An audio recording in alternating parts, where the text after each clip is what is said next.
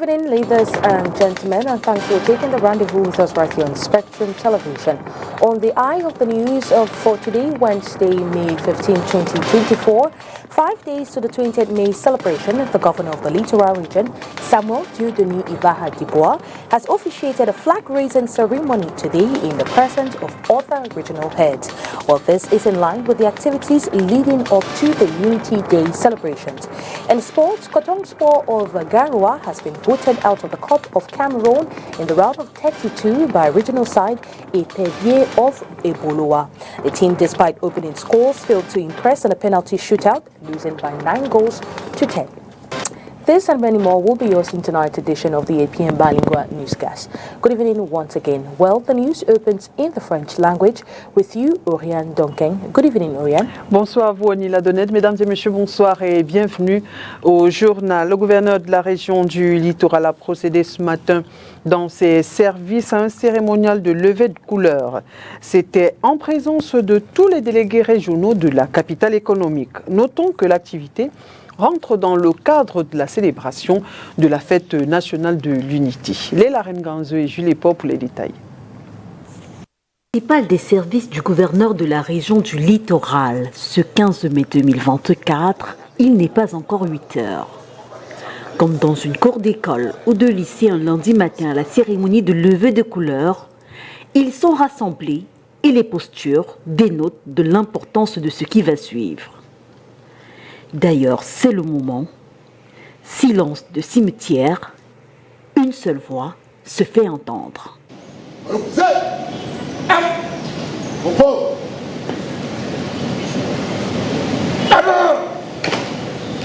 Les hommes populaires restent au repos. Comme figé, l'assistance observe et la presse se déploie pour capturer le cérémonial sous son plus bel angle.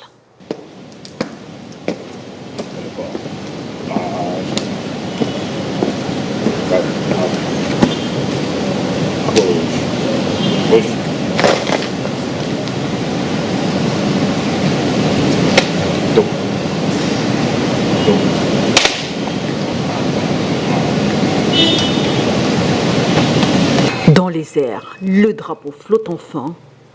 Notons que cette cérémonie rentre dans le cadre des activités de la fête de l'unité nationale. Vous viviez cette scène au niveau des garnisons militaires ou de police, mais nous tenons à rappeler que cette cérémonie est également applicable au niveau des administrations civiles. Et nous devons comprendre que devant nos services, nous avons un mât du drapeau pour rappeler qu'ici se trouvent représenter les institutions républicaines. Nous devons donc le faire pour reconnaître, n'est-ce pas, sous quelle autorité nous travaillons. Donc cette cérémonie symbolique aujourd'hui, mais je voudrais vous rappeler qu'elle s'exécute dans l'ensemble du territoire, dans les 10 régions, dans les 58 départements et arrondissements. Donc nous voulons dire une fois de plus que à l'occasion, n'est-ce pas, de cette semaine de l'unité nationale, nous devons simplement rappeler ces réflexes que nous sommes des fonctionnaires mis à la disposition de la République pour travailler sous les couleurs de la République.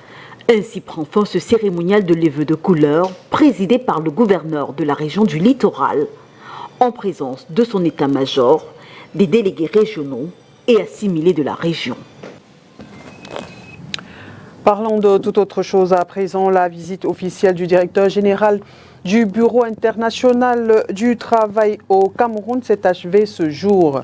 Au cours de son séjour au Cameroun, Gilbert Oubo a assisté à une conférence sur l'avenir du travail décent dans le contexte de la Coalition mondiale pour la justice sociale.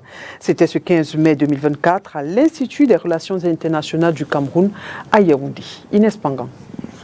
Autonomisation de certaines tâches et mutation du travail, quelques avantages de l'intelligence artificielle à l'origine de craintes de travailleurs. La technique remplaçant le travail humain, les travailleurs doivent continuellement se former pour s'adapter aux avancées technologiques. Mais on sait déjà qu'à court et moyen terme, nous voyons déjà les changements, que ce soit au niveau du télétravail, au niveau de l'utilisation du ChatGPT ou bien d'autres moyens technologiques à notre disposition. Et là, la capacité de l'État, la capacité du secteur privé, la capacité des organisations syndicales à se mettre à jour va être cruciale.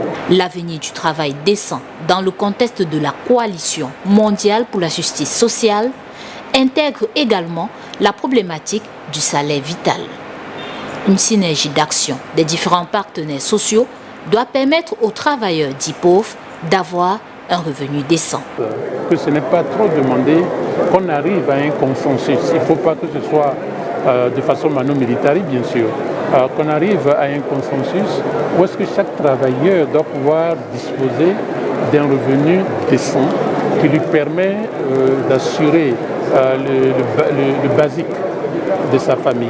La conférence organisée à l'Institut des Relations Internationales du Cameroun, IRIC, ce 14 mai 2024, rentre dans le programme de la visite officielle du directeur général du Bureau international du travail au Cameroun. Une visite qui a entre autres vu la signature du programme Pays pour le travail décent 2023-2026. Programs and projects of the European Union, agriculture between Cameroon, Chad and Central Africa have been the topic of discussion between the European Union delegation headed by Marc Chartanier and the head of the Senate. Well, our reporter Olivier Bozigue has an excerpt of that meeting in this report. First, it was a very good courtesy visit to the first Vice President and to his team, several senators, the Secretary General, to exchange about the programs and projects of the EU in Cameroon, to see what the Vice President thought about our programs. We discussed a lot about agriculture. We discussed a lot about our corridors, the roads, and the regional approach between Cameroon, Chad, Central Africa, and we exchanged about our work, and we take note of his ideas on these subjects. We spoke also about the parliamentarian cooperation between EU and the Senate, and the involvement of the Senate in the EU ACP African Caribbean Pacific activities. Thank you. Thank you very much. Promotion de l'import-substitution, l'agence de promotion des PME vient de signer à Yaoundé une convention d'agrément avec un opérateur camerounais vivant à l'étranger. Celui-ci ambitionne investir au Cameroun dans le secteur de la confiserie.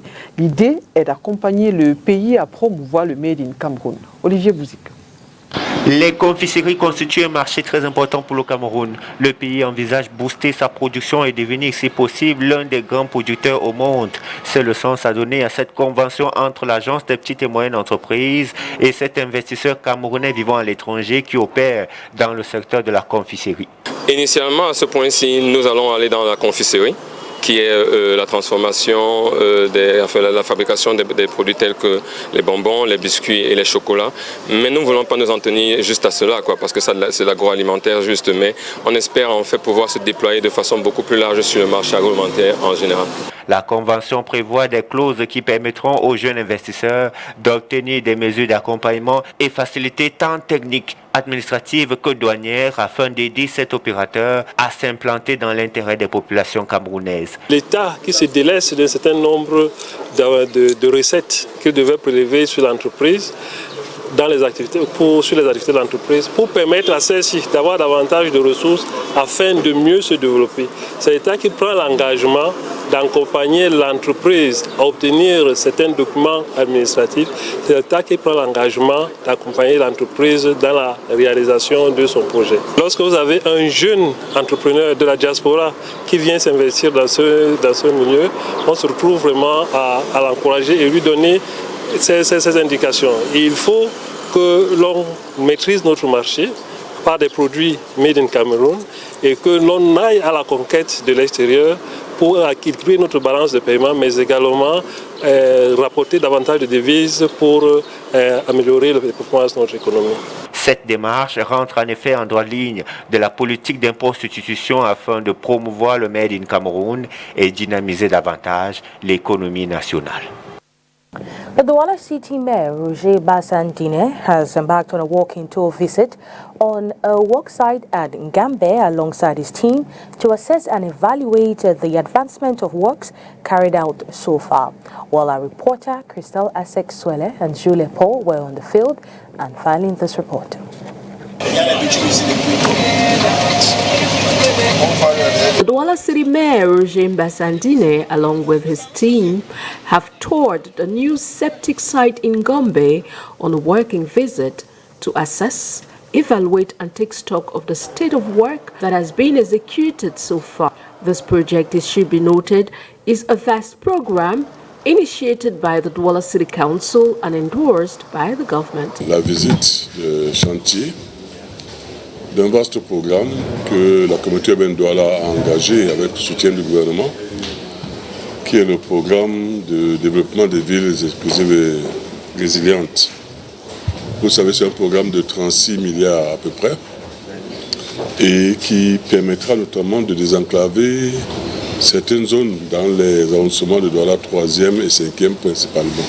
In the course of this tour, the mayor, along with his team, have visited the entire project site, especially the drainage station and Gombe, which for the mayor so far is much impressed with the advancement of the works carried out. Nous avons fait le tour des chantiers. Nous attendons notamment que les travaux de la station de traitement des boues de vidange, qui sont les plus avancés et qui sont situés en Gombe, puissent être achevés d'ici la fin du mois de mai, ou de juin exactement. Mais ils sont déjà suffisamment avancés. Nous attendons vraiment que ce chantier nous soit livré. Sur les chantiers routiers, il y a par contre des taux d'avancement différents.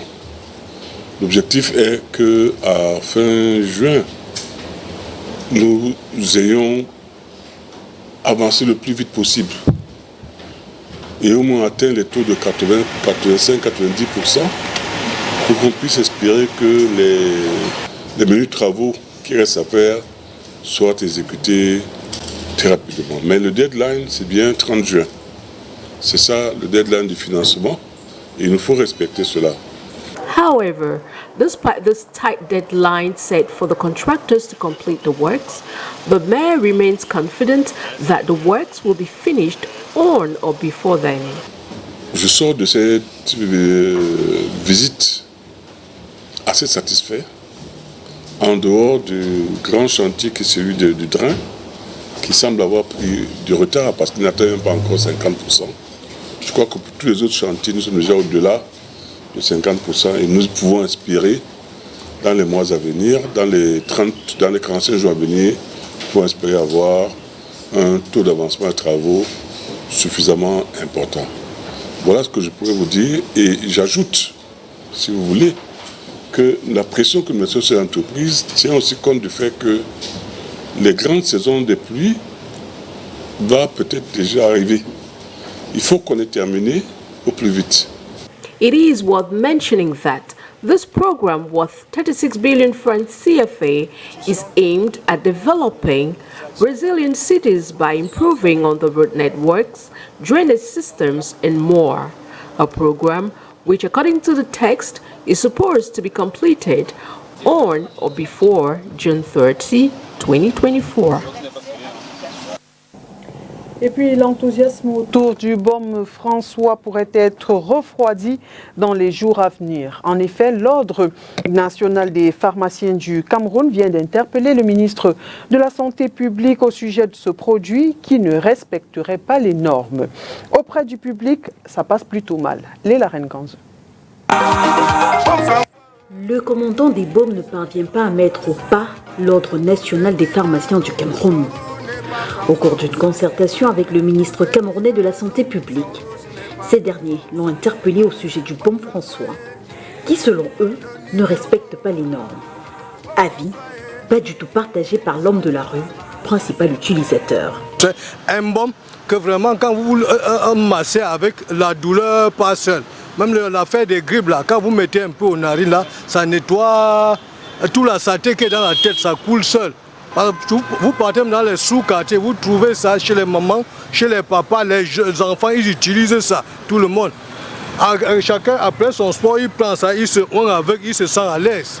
Il se sent à l'aise. Moi-même, j'utilise ça bien. J'ai au moins 2 flacons encore aux cheveux de mon lit.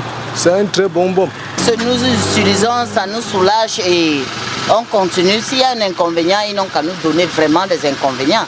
On voudrait savoir. C'est le commandant des baumes. Ce baume ne nuit à rien. J'ai acheté ça à ma belle-sœur, elle a ramené ça à Paris pour 2000. Elle a dit que c'est très bon. Si le baume François n'agissait pas tel que le monsieur qui vend le définit, c'est que normalement ils ont raison, mais là ils ont tort parce que ça soulage. Que les médecins se posent la question que le monsieur qui fabrique baume François, il a fait comment pour avoir le produit en fait. Donc c'est un truc qu'ils doivent s'associer entre eux pour voir comment le baume François peut être vendu dans les pharmacies et autres.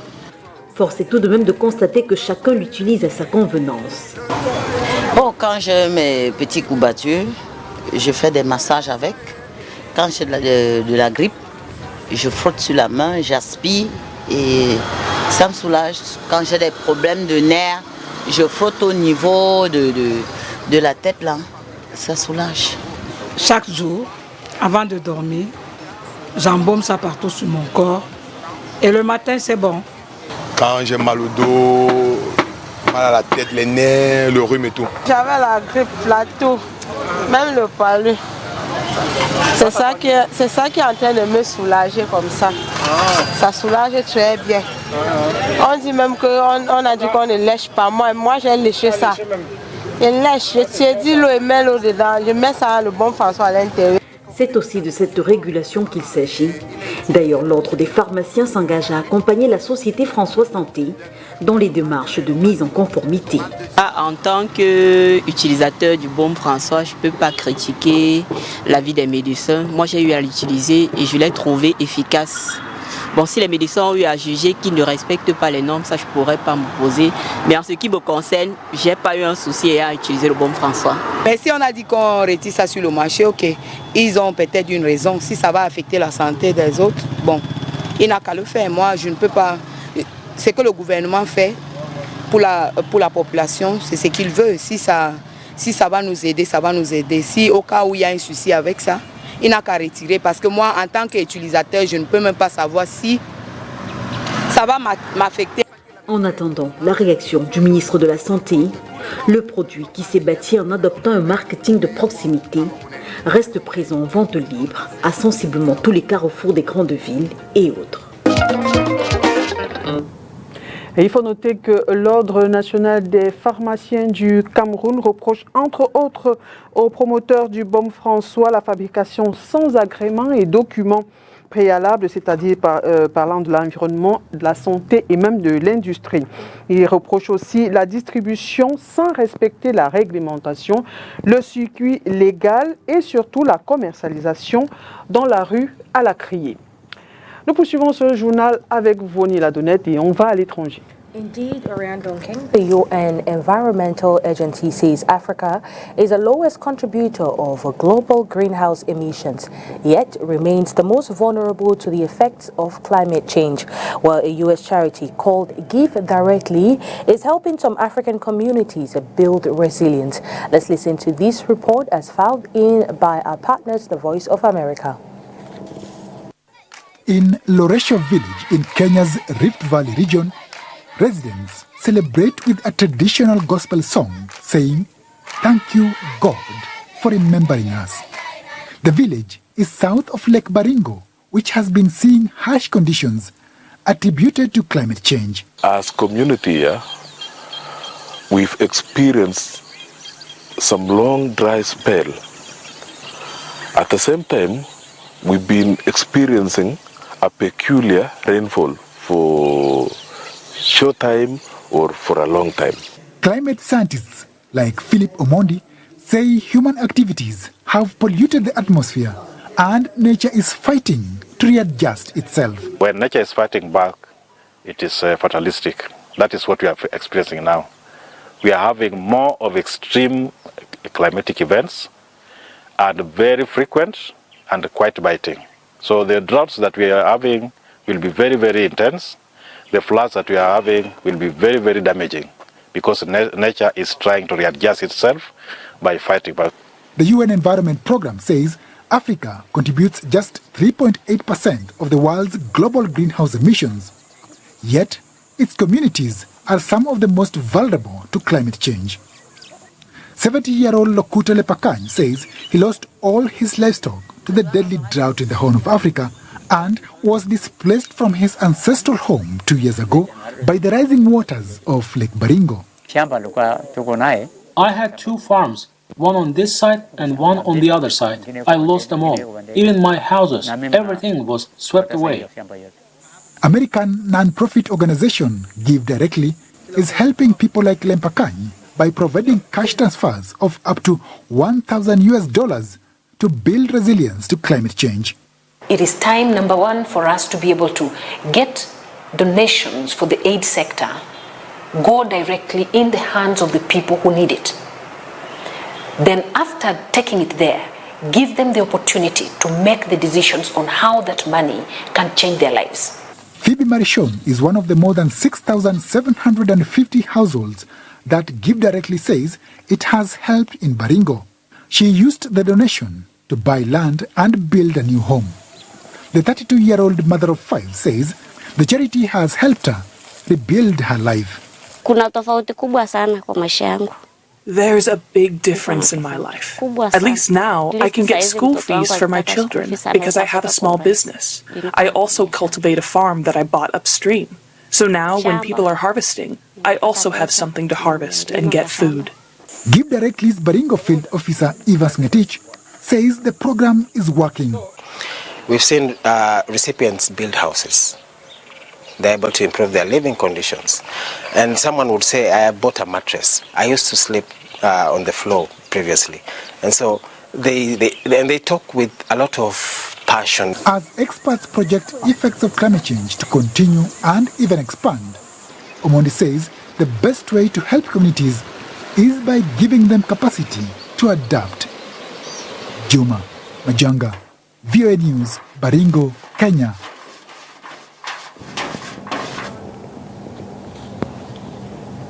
Et nous restons avec nos partenaires de la Voix de l'Amérique pour le round-up de l'actualité en Afrique.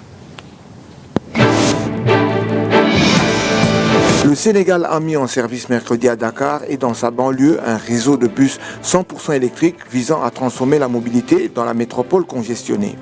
La justice suisse a condamné mercredi Ousmane Sonko, un ancien ministre de l'Intérieur gambien, à 20 ans de prison pour crimes contre l'humanité sous le régime de l'ex-président Yahya Jammeh. Au Burkina Faso, le gouvernement a annoncé mardi la tenue, le 25 et 26 mai, d'assises nationales pour décider de la suite de la transition qui doit s'achever le 1er juillet 2024. Les avocats de la famille Bongo, ancienne famille dirigeante du Gabon, ont déposé une plainte à Paris pour dénoncer des arrestations et des séquestrations arbitraires. Ils ont également affirmé que l'ancien président Ali Bongo a entamé une grève de la faim. Parlons sport à présent. Avec quel staff Marc Brice travaillera-t-il? La question est au centre des préoccupations malgré la présence du technicien belge le 13 mai dernier à la Fédération camerounaise de football. Pour les journalistes camerounais, de nombreux désaccords doivent être solutionnés pour instaurer un climat serein dans la tanière. Olivier Bouzik. Malgré la présence de Marc Brice à l'Africa Foot à la réunion du 13 mai, les interrogations persistent. D'abord sur le staff qui l'accompagnera, celui nommé par le ministre des Sports ou celui de l'Africa Foot. Actuellement, on a 2 staffs. Un staff, celui de l'Africa Foot, et l'autre staff encore, celui du ministère des Sports. Donc l'apaisement n'est pas encore terminé de ce côté. Il faut encore peut-être un autre rendez-vous entre les 2 parties pour pouvoir enterrer définitivement l'âge de guerre. Autre sujet d'inquiétude, Marc Brice travaillera-t-il réellement en toute indépendance, sans influence, une équation que ses prédécesseurs ont eu du mal à résoudre. Aucun entraîneur ne peut avoir les mains libres, que ce soit en club ou même en équipe nationale. Le coach doit rester dans sa philosophie, peu importe si on lui impose tel ou tel joueur ou telle tactique. C'est à lui, véritablement, lorsqu'il met en place son jeu, lorsqu'il est en face d'une équipe nationale, de savoir jouer les bons bouts, de savoir jouer ses pions en quelque sorte pour qu'il ait une équipe conquérante, une équipe qui remporte des matchs, qui remporte des titres. En outre, la gestion des joueurs, le paiement des primes, l'interprétation des lois, l'intervention de la FIFA, voilà, entre autres sujets en suspens. Je pense qu'à l'avenir, il faudrait qu'on réfléchisse au sein du gouvernement, au sein de l'État, au sein de la fédération même, pour que ce genre de situation n'arrive plus jamais au sein d'une sélection nationale, surtout qu'on est à quelques semaines, quelques jours seulement de l'échéance internationale pour les Lions indomptables du Cameroun. Un challenge pour le technicien belge et son staff qui vont très bientôt démarrer les séances d'entraînement en vue des prochaines échéances. Seven-time champions of the Cup of Cameroon, Coton Sport of Garoua, have been eliminated by regional side APFA of Eboloa in a nail-biting penalty shootout ending with a score of 90-10 in the round of 32. Well, the match began with the Cotonex taking the lead courtesy of a goal by Jean-Emmanuel Chamju at the 18th minute. However, the resilience of the South regional side was on display as they equalized at the 42nd minute. The deadlock persisted, leading to a penalty shootout where these 2022 league winners were edged out.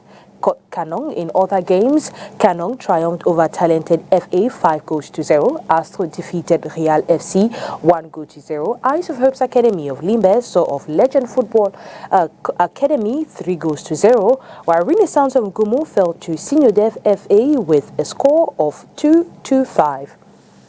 Well, remaining games counting for round 32 of the Cup of Cameroon will unfold tomorrow, and it will come to close on Sunday, May 19, 2024. It's on that note that we put an end to tonight's edition of the APM Balingua Newscast. Do have a wonderful night in the company of our programs. Good night to you, Oriane Donke. Bonne soirée à vous, Onila Donen. Mesdames et messieurs, merci d'avoir été des nôtres et bonne suite des programmes sur Spectrum Télévision.